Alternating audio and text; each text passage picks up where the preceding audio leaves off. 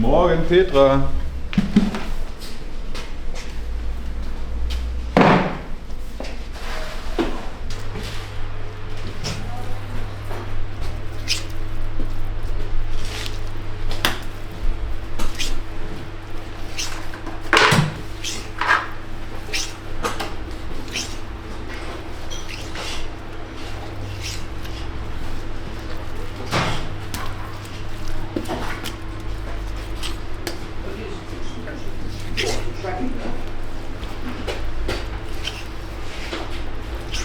Das ist jetzt was? Das wären jetzt die Fischfilets, die dann in den Teig kommen und dann in der Fritteuse ausgebacken werden. Mhm.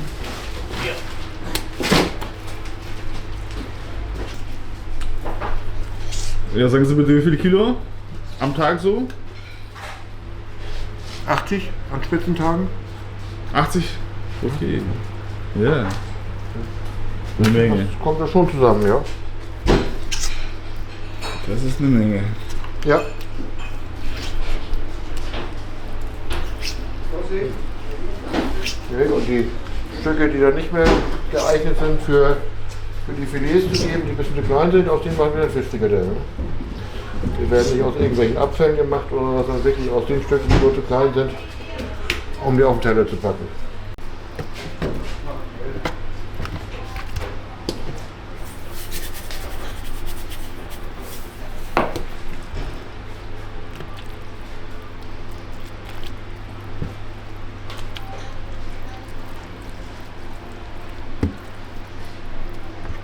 Nur Salz, keine Gewürze, Spiele. Das reicht. Der Fisch hat genug Eigengeschmack und das Salz, und das machen wir jetzt, damit der Fisch auch ordentlich durchzieht. Dass das Salz nicht nur an der Oberfläche klebt, sondern dass das Salz auch direkt in das Fleisch geht und den ganzen Fisch aromatisiert. Deswegen würzen wir den jetzt schon vor. Das ist quasi eine Marinade. Und am Ende gibt es ja eine Panade noch, aber die ist natürlich Geheimrezept, ne? Okay, hallo Christian. Ja, hi, grüß dich. Hi. Na, du bist schon fleißig am Filmen hier. Ja, wie du siehst, ja, wir kommen gleich nach Hause, dann würde ich gerne von dir persönlich über den Stegen des Restaurants auch hören. Ja, gerne. Die gibt es seit? Seit 92 Jahren jetzt mittlerweile. 92 Jahre. Das ist Eine lange Tradition. Ich glaube, man kann sagen, wir sind die älteste Fischbratküche Hamburgs, genau. Ja, das ist Wahnsinn. Ja, Wahnsinn. Und wichtig ist auch, dass die Rezepturen tatsächlich seit 92 Jahren die gleichen sind. Also wenn Sie vor 90 Jahren hier waren und einen Kartoffelsalat gegessen haben, dann wird er genauso geschmeckt haben, wie er heute schmeckt, wenn er auf den Teller kommt. Jetzt selber nach oben. Unsere Lieferung, die gerade gekommen ist, das ist das Fett, was wir zum Ausbacken von unserem Fisch brauchen. Und das, was du hier siehst, diese Europalette, die wird ungefähr so 3,5 Wochen reichen. Und dann kommt schon wieder die nächste Lieferung. Was Fett jetzt für? Das ist für unseren Ofen. Mhm. Und das heißt, das Fett kommt ja in den Ofen rein, wird erhitzt und dann wird der Fisch darin ausgebacken. Und du musst das täglich wechseln bei den Mengen, die wir hier tatsächlich durch unseren Ofen ausbacken. Und durch das tägliche Wechseln brauchst du halt entsprechende Mengen. Und wie alt ist das Ofen? Der Ofen, der ist mittlerweile schon 100 Jahre alt, den gab es schon, als es die Gaststätte noch gar nicht gab. Der ist dann tatsächlich mit dem Gerd Mattes, der Sohn vom Gründer, dann hier in die Vetteler Fischgaststätte gekommen. Sein Ausbildungsbetrieb, er ist gelernter Fischwerker gewesen. Und der Ausbildungsbetrieb, der hat dann zum Abschied ihn gefragt, hey, möchtest du den Ofen mitnehmen für das Restaurant deiner Eltern? Und da hat er gesagt, ja. Und seitdem steht dieser Ofen hier in der Vetteler Fischgaststätte genau an dem Ort, wo er heute steht. Also wir haben tatsächlich heute 4 Töpfe gekocht. Der letzte ist gerade noch dabei, das macht ungefähr 80 Kilo Kartoffeln. Und daraus machen wir dann ca. 88 Kilo Kartoffelsalat. Das werden wir nicht ganz verbrauchen heute, den Rest können wir aber morgen dann noch problemlos verkaufen. Das heißt, die Töpfe wurden heute Morgen Die wurden heute um 8 Uhr wurden die ersten Töpfe aufgesetzt. 3 sind schon gepellt worden und der letzte, der kommt dann gleich noch dran. Da geben die Mädels hier richtig Tempo. Das heißt, zum Fisch gibt es meistens Kartoffeln? Also oder als Kartoffelsalat. Und dann gibt es noch Pommes, ja. Dann haben wir noch Gurkensalat oder einen gemischten Salat und damit sind die Beilagen auch schon erzählt.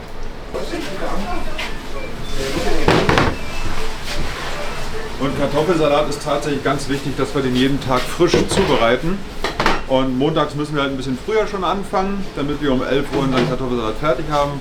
Heute sind wir ganz entspannt, wir haben noch ein bisschen was von gestern übrig. Und insofern können die Kartoffeln in Ruhe abkühlen. Und dann zeige ich Ihnen nachher auch nochmal, wie wir unten unsere Kartoffeln klein kriegen und wie wir sie zubereiten zum Salat. Ja, wunderbar.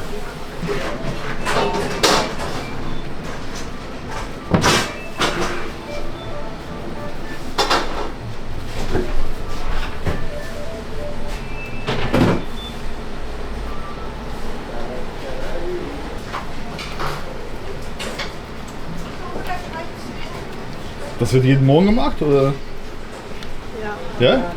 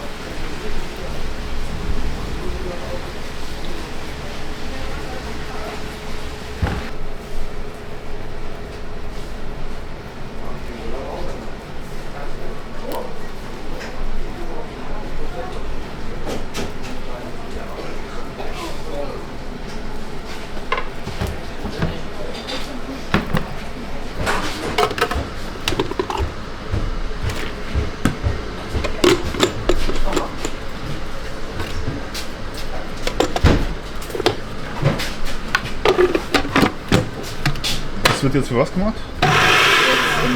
Hä? Wir schneiden Gurken. Für was? Für Gurkensalat. Ah, Gurkensalat. Mhm.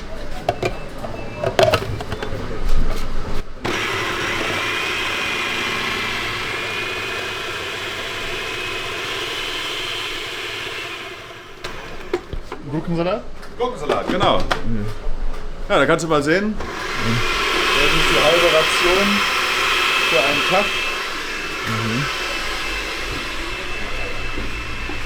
Und früher wurden die Gurken tatsächlich noch per Hand geschnitten. Aber das war dann irgendwann nicht mehr machbar bei den Mengen. Also Kai ist schon fertig, ja? Also. Kai ist jetzt fertig, der wird gleich seinen Filetiertisch ein bisschen sauber machen. Aber vorher grätschen wir jetzt mit unserem Kartoffelsalat dazwischen. Nicht, dass oben gleich der Hilferuf kommt, wir brauchen Kartoffelsalat. Dem wollen wir zuvorkommen.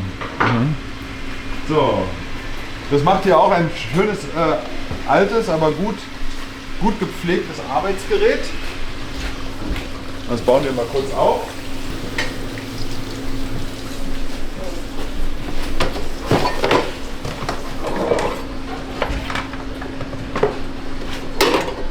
Einmal das Messer.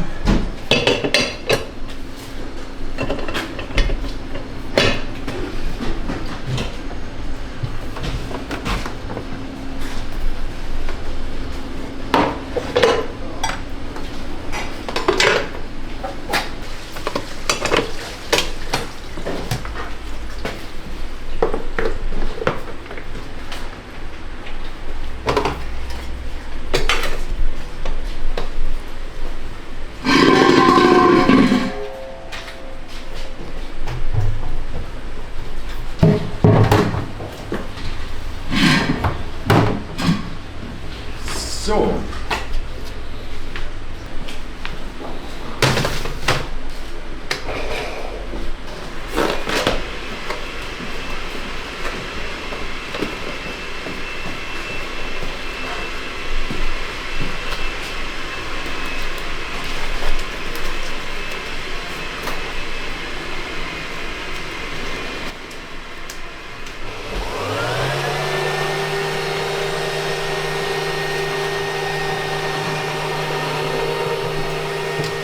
Es ist etwas laut. Ja. Und das ist eine Arbeit, die tatsächlich nur die Maschine machen kann.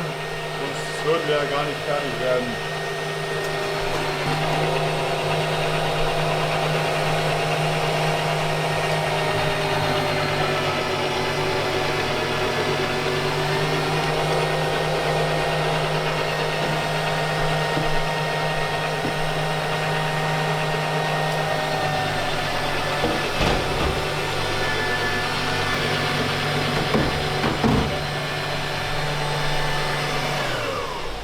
So, hier haben wir schon was vorbereitet. Da es ja ein Geheimrezept ist, kann ich dich leider nicht dabei haben, wenn ich meine Gewürze abwiege. Deswegen ist hier schon alles drin. Dann gehört zu einem guten Kartoffelsalat natürlich auch Essig dazu. Apfel, Essig? Ich sage jetzt einfach mal ein Wort: Betriebsgeheimnis. Okay. So, etwas Wasser.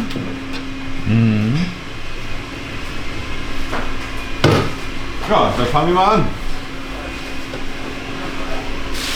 Schluck Wasser. Mein Geheimessig.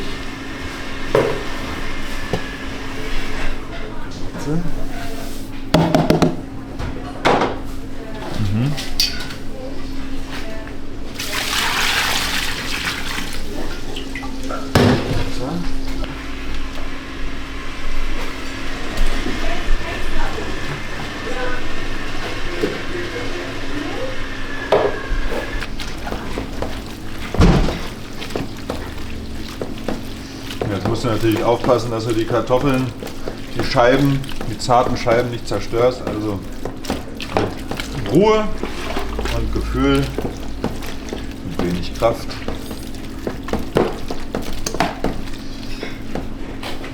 Ja, ansonsten ist es eine Masse. Also. Ja, jetzt hast du nur noch einen Brei am Ende. Wobei von der Konsistenz, und das ist tatsächlich auch immer schon so, ist er, was die Stücken angeht, sehr weich. Also keine wirklich festen Kartoffelstücken. Und genau so versuchen wir es jeden Tag aufs Neue hinzubekommen.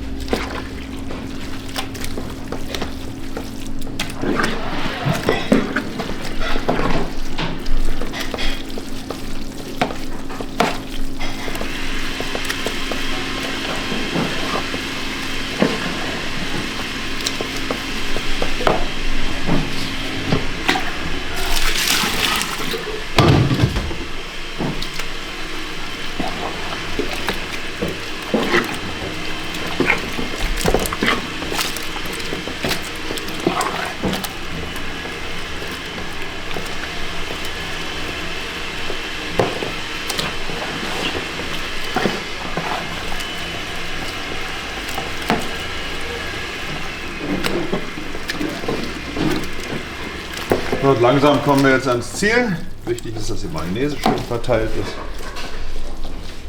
Die Gewürze gut verteilt sind. So, und von hier aus füllen wir dann den Salat gleich in Eimer ab. Die werden dann nach oben gestellt im Kühlschrank und von dort halt dann verbraucht. Und das ist jetzt hier in dieser Wanne jetzt ungefähr 44 Kilo. 44 Kilo. 44 Kilo sind bei rausgekommen, genau.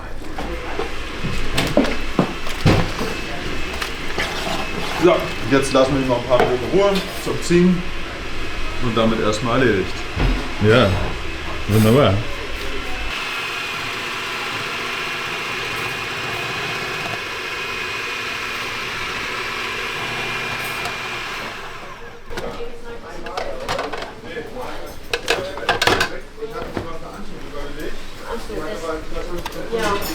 Aber wenn die jetzt alt sind, dann Ja, die liegen ja schon. Plan weg damit. Die zwei gehe ich. Warum? Zwei? Ja. Nee, nur durch.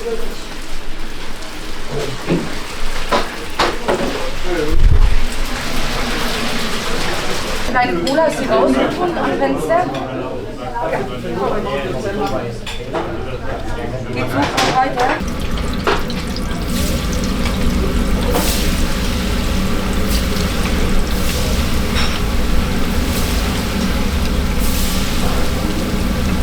Also erst wird das paniert, ja, und dann? Genau, Spezialpanade ist das. Das wird einmal durchgezogen und bei 230 Grad gebacken. Und Vorsicht, das kann spritzen. Okay. Das ist ja knallheiß, ne? Ist klar. Wie lange muss der ziehen, so in der Panade? 5 bis 6 Minuten ziehen wir dann durch. Also relativ schnell. Relativ schnell. Ja, muss ja. Das geht super schnell. Komm her.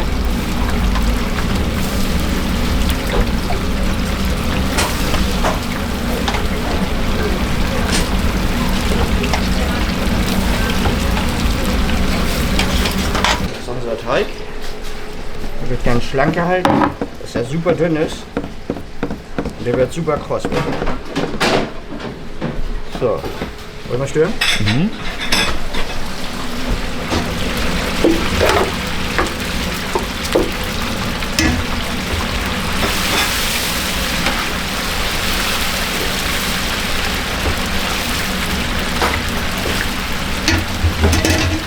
Temperatur sind 230 Grad, ne?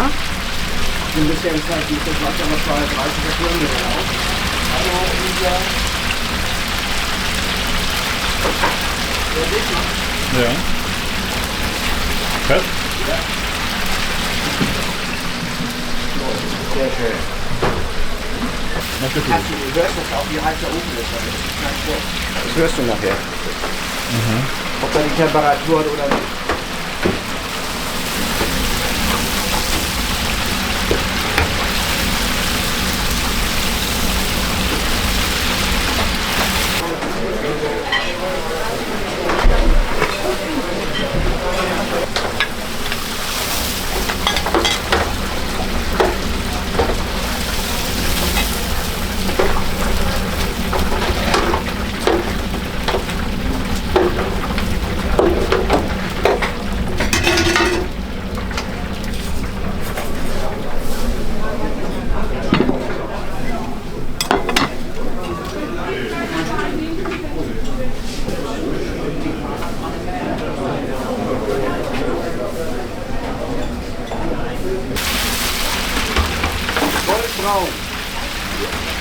Sie haben ja davor Fett reingeschmissen, ja?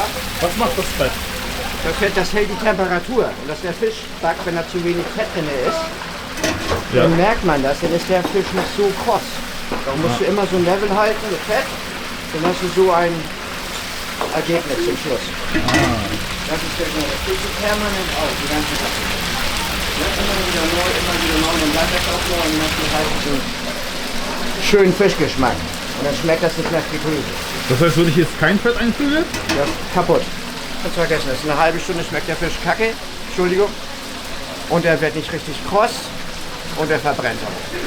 Also immer Fett nachfüllen. Immer Fett Das heißt, das Fisch zieht das irgendwie jetzt nachher Genau. ein bisschen. Ja? Genau, in die Panade, aus der Panade, ne? Machst da rein, die Panade schließt sich sofort. Du backst ja nur die Panade aus und der Fisch bleibt ja saftig. Ah, okay. Das ist das. Wichtig, der Fisch muss kross sein, dann bleibt der Fisch saftig. Die Panade musst du richtig ausbacken, du backst nur die Panade aus.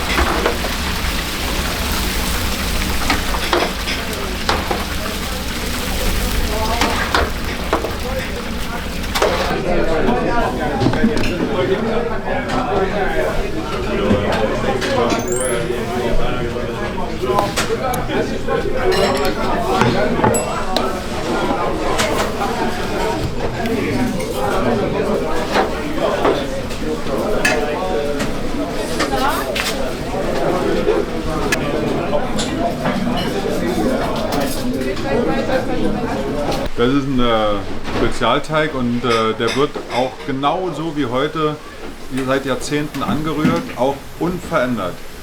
Und ich weiß ja nicht, was ihr jetzt gerade schon besprochen habt am Ofen.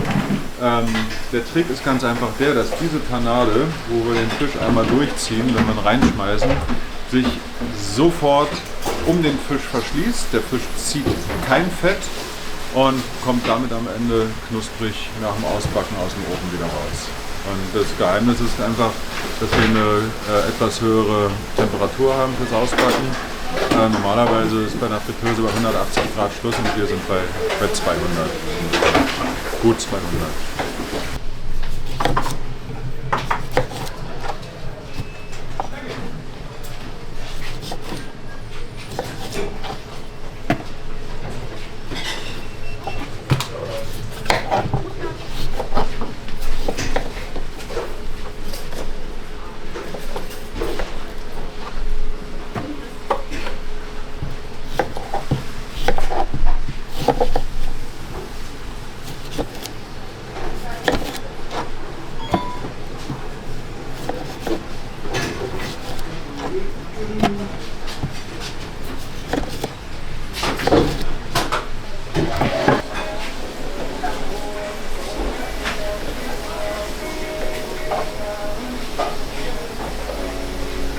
Die Feldler Fischgaststätte gibt es jetzt seit ziemlich genau 92 Jahren.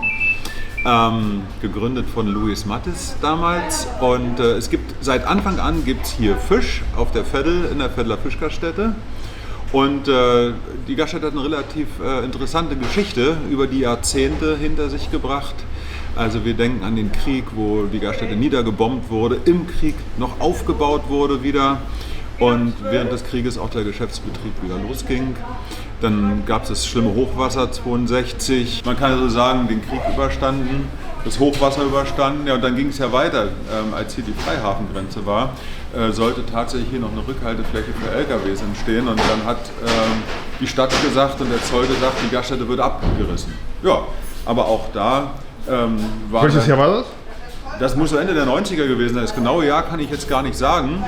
Aber letztlich mit Protesten vor der Bürgerschaft kam es dann dazu, dass die Stadt eingelenkt ist und gesagt hat, nee, die Feldler Fischgaststätte erhalten wir. Ja, vor 2,5 Jahren gab es dann zum zweiten Mal Abrisspläne der Stadt Hamburg, weil dieses Areal hier bebaut werden soll. Und hier soll Wohnraum und Büroflächen sollen entstehen und eine Art Marktplatz entstehen. Und da hat man uns dann mitgeteilt, dass wir abgerissen werden sollen. Mhm. Und das war jetzt vor ein paar Jahren. das war so vor 2,5 Jahren ungefähr. Oder schon fast 3 Jahre ist das her. Und dann haben wir halt eine Petition gestartet, weil wir uns dagegen wehren mussten. Und letztlich haben dann innerhalb von wenigen Monaten, von 2,5 Monaten, über 22.000 Gäste und Freunde der Gaststätte unterschrieben für den Erhalt. 22.000? Ja, und das aber in ganz kurzer Zeit. Ne? Und Aber letztlich, abreißen für was?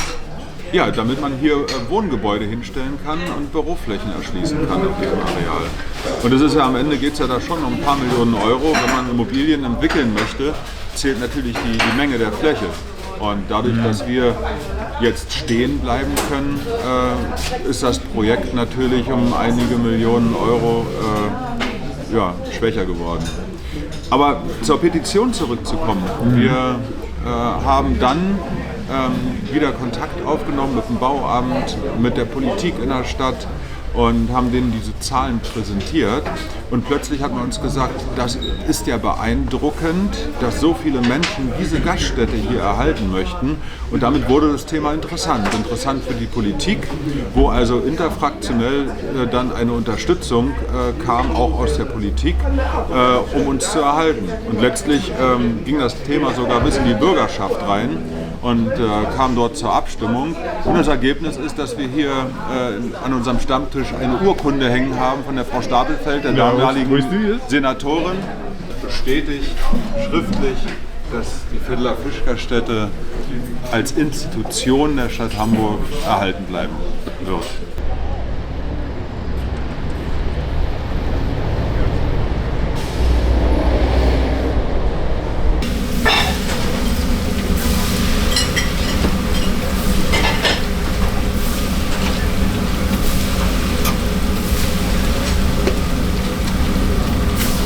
Wie schafft man das, dass es so voll wird bei euch jeden Tag? Also eigentlich ist es relativ einfach. Das liegt daran, dass wir jeden Tag die gleiche Qualität liefern und das wissen unsere Gäste. Und das ist uns auch ganz, ganz wichtig und wir haben auch immer ein offenes Ohr. Wenn irgendwas nicht stimmt, wollen wir das wissen. Ja, und solange wir die Qualität liefern, die jeden Tag gleich ist, sind wir überzeugt, dass unsere Gäste auch weiterhin zu uns kommen. Weil hier sind auch nicht nur diejenigen, die hier in der Nähe wohnen, sondern die kommen Also auch. es kommen viele Gäste schon weit aus dem Umland zu uns gefahren, nur zum Fischessen oder eben auch mit irgendwelchen Besorgungen in Hamburg zu verbinden. Ja, also wir sind weit über die Grenzen von Hamburg bekannt. Und wir machen tatsächlich ja nicht nur eine gute Qualität, sondern das auch zum echt guten Preis, würde ich behaupten.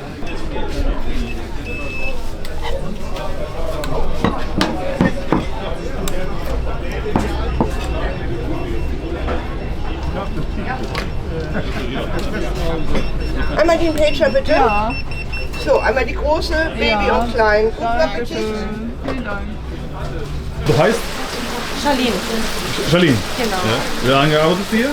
Seit November letzten Jahres. Okay. Ja, viel los hier. Ja, Sehr viel los. das stimmt. Ja. Aber es geht noch voller. Ja? Ja.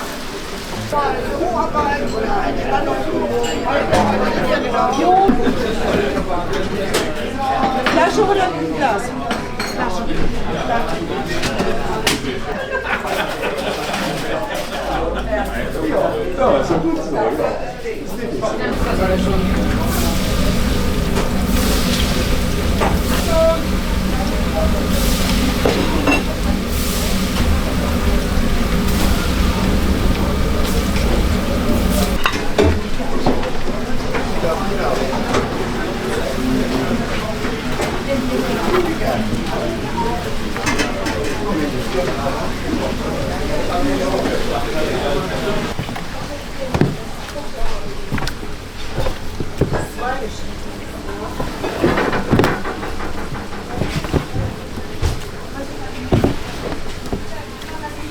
Wichtig ist zu wissen, dass Qualität ja über allem steht am Ende. Damit wir wirklich einen leckeren Backfisch auf den Tisch kriegen, nehmen wir nur Seelachsfilet aus den Gewässern um Island herum, aus Wildfang. Und da hast du den Vorteil, dass die Gewässer noch sehr sauber sind und diese Mikroplastik-Themen, die du irgendwo hörst, hier überhaupt kein Thema sind, weil da, wie gesagt, noch saubere Gewässer sind.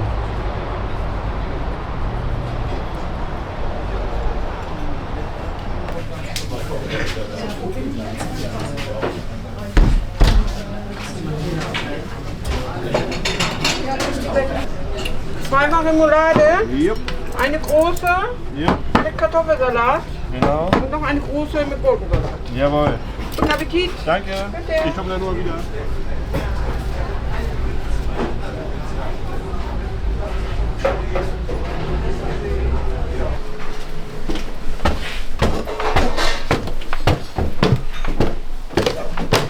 Und ja, das ist so das Reich von meiner Frau und von mir oder auch von meinem Sohn, wenn er mal bei uns ist. Und wir sind zwar mit unserem Büro auch viel zu Hause, dass wir sagen, jemand bleibt mal zu Hause, meine Frau oder ich, und kümmert sich um den ganzen Schreibkram. Aber ein bisschen was gibt es ja auch zu tun.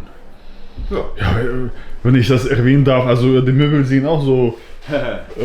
Ja, dazu kann ich was sagen. Ja, mit Absicht auch die Wände, die, Ja. wenn man die anguckt, hier, das ist ja hier, das ist ja auch wie Das das ist Muster wie in 50, ich weiß nicht. Nee, das ist eigentlich mehr so 1920er Jahre. 20er Jahre, genau. Genau. Ja, genau. Und wir haben, also mein Sohn, der hat da ein Händchen dafür. Wir haben die Gaststätte mittlerweile komplett, oder noch nicht ganz, aber fast komplett saniert. Wir haben hier das obere Stockwerk, haben wir die Wände neu machen lassen und dann eben tapeziert und dann auch neu möbliert. Und das alles auch in dem Charme der alten Zeit. Wir sind noch nicht ganz fertig, aber es nimmt schon ganz gut Form an.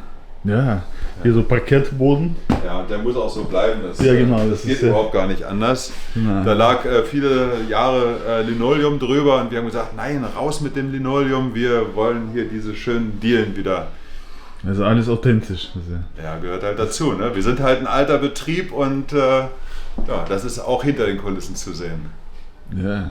Ja, also der Schrank ist Wahnsinn hier. Das ist wirklich wie 20er oder 30er, ja, wirklich. Ja, der kommt auch so aus der Zeit, auch so 80 Jahre bestimmt Ja, alt. das ist Wahnsinn. Ja. Und wir sind hier auf dem Produce? Ja, das ist meine Familie. Ja. Das Ja. ist meine liebe Frau, die lernst du gleich auch noch kennen. Und mein Sohn. Ja, und ich in Und der du. Mitte. Genau. Ja, und du. Ja, und mein Sohn, der ist im Moment in einer Ausbildung in Berlin und möchte dann irgendwann die Vettler Fischgaststätte übernehmen. Ist noch ein bisschen hin, erstmal die Ausbildung fertig machen und dann kann er noch ein bisschen mitarbeiten bei uns. Und dann freuen wir uns, wenn wir in Ruhestand gehen wollen, dass unser Betrieb in besten Händen bei unserem Sohn ist. Meine Mutter, die ursprünglich aus Berlin kommt, so wie wir auch, die hat... Na, du bist selbst Berliner. Ja, Berliner, genau. Ursprünglich Berliner. So, meine Mutter, die hat einen Hamburger kennengelernt und dann auch geheiratet, ist nach Hamburg gegangen. Und die beiden zusammen waren Stammgäste hier in der Vettler Fischgaststätte, Anfang der 2000er. Und als Gerd Mattes dann in Ruhestand gehen wollte und nicht recht wusste, an wen er verkaufen will, dann sind sie ins Gespräch gekommen und Mensch, Wolfgang, Marion, wollt ihr meine Gaststätte nicht übernehmen? Ja, und aus diesem lockeren Spruch, aus der wilden Idee ist es dann relativ schnell dazu gekommen, dass sie gesagt haben, ja, komm, wir lassen unsere alten Jobs hinter uns und wir machen jetzt die Vettler Fischgaststätte weiter. Und die Story ging ja dann ähnlich weiter, als meine Mutter dann irgendwann sagte, mit 70, jetzt ist Schluss, sie muss aufhören, genug gearbeitet und auf der Suche nach einem Käufer war. Haben wir sogar erst noch unterstützt dabei, mit potenziellen Käufern zu verhandeln. Und irgendwann haben wir aber gesagt, ey, wir sind doch nicht blöd.